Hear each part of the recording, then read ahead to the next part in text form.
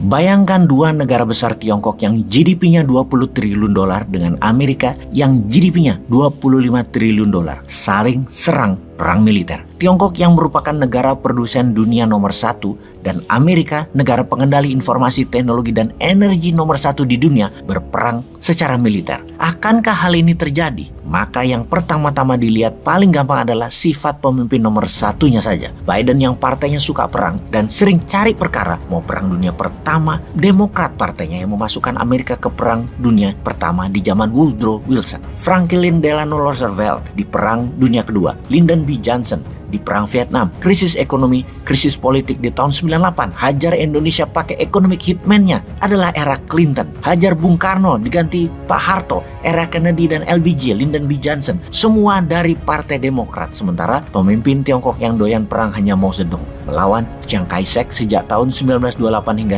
1949, perang saudara mereka pada saat itu. Deng Xiaoping tidak. Dia bapak ekonominya Tiongkok. Begitu juga Jiang Zemin hingga Hu Jintao. Semua pembangun ekonomi. Kalau Xi Jinping bagaimana? Xi Jinping terbukti agresif menyerang Uighur, memberantas lawan politik atas nama korupsi, kemudian serang India di Lembah Galwan dan memprovok Taiwan. Xi Jinping dengan Belt Road Initiative adalah rencana penaklukan ekonomi negara lain yang saat ini Tiongkok mempercepat pembangunan angkatan perang dalam 8 tahun ini untuk menjadi angkatan perang terbaik nomor 1 di dunia. Anggaran militer Amerika adalah 800 billion dolar per tahun. Bayangkan APBN Indonesia hanya 180 billion dolar. Kementerian Pertahanan Amerika budgetnya 4 kali lebih besar dari hajat hidup 280 juta warga Indonesia. Anggaran militer Tiongkok sekitar 230 billion dolar, yang mana di dalam pidato penyambutan dalam pembukaan di rapat Partai Komunis Tiongkok kemarin, Xi Jinping mengatakan akan menaikkan anggaran militer tersebut agar bisa menang mengambil Taiwan. Dan ini sebuah perkataan yang sangat agresif yang oleh pengamat militer dunia diperkirakan dengan anggaran dinaikkan setiap tahunnya, maka di tahun 2024 Tiongkok sangat siap untuk ambil Taiwan secara militer. Bahkan 6 tahun dari sekarang kekuatan militer Tiongkok sama dengan Amerika. Karena itu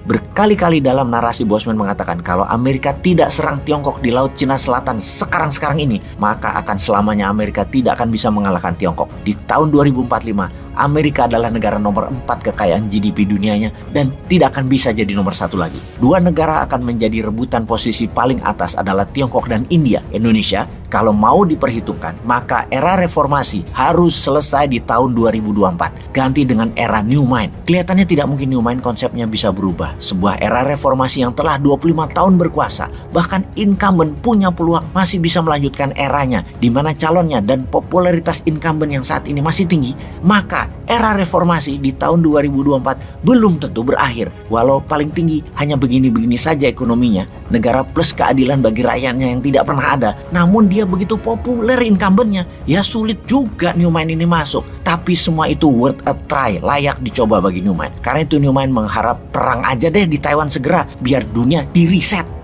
Kita lihat peluang perang di Taiwan sekarang. Ini bukan perkataan Bosman, namun Antony Blinken yang mengatakan. State Secretary-nya Amerika atau komando ketiga pemimpin tertinggi Amerika dalam chain of command-nya Amerika yang mengatakan bahwa Tiongkok akan mempercepat aneksasi penggabungan Taiwan dalam satu Cina. Kalimat Blinken tepatnya adalah Tiongkok saat ini menggunakan cara damai mengambil Taiwan segera. Jika cara damai tidak berhasil, maka akan dilakukan dengan cara menekan dan ancaman.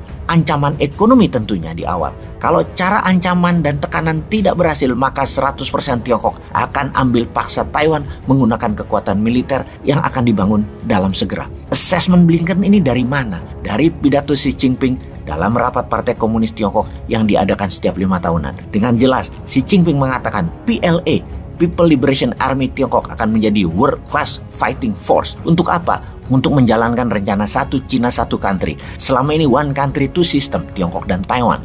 Chinese Reserve Necessary Measurement Against Taiwan adalah perkataan Xi Jinping yang diartikan Blinken sebagai rencana besar mengambil Taiwan. Tentunya semua ini adalah bluffing gertakan Tiongkok ke Taiwan dulu. Kalau gagal, maka serangan militer pasti akan dijalankan. Waktunya yang kita belum tahu dan belum bisa baca saat ini. Ada baiknya sekarang kita membaca kekuatan militer dua negara Amerika dan Tiongkok. Saat ini Amerika memiliki 296 kapal perang besar dan 11 kapal induk flight carrier. Tiongkok memiliki 355 kapal perang dan 3 kapal induk. dan sedang membangun 4 buah lagi. Ada lagi yang menghitung kekuatan militer Amerika terbaik adalah di era tahun 80-90-an, di mana jika dibandingkan kekuatan tersebut, pesawat tempur, bomber, kemampuan pilot, serta amunisi tentara Amerika itu menurun kekuatannya 30% saat ini jika dibandingkan dengan tahun 80 dan 90-an. Sementara Tiongkok saat ini adalah kekuatan militer yang tertinggi sepanjang masa. Walau kalah dari Amerika, namun perang di Taiwan adalah perang naval war bagi Amerika. Namun bagi Tiongkok, perang darat, laut, udara.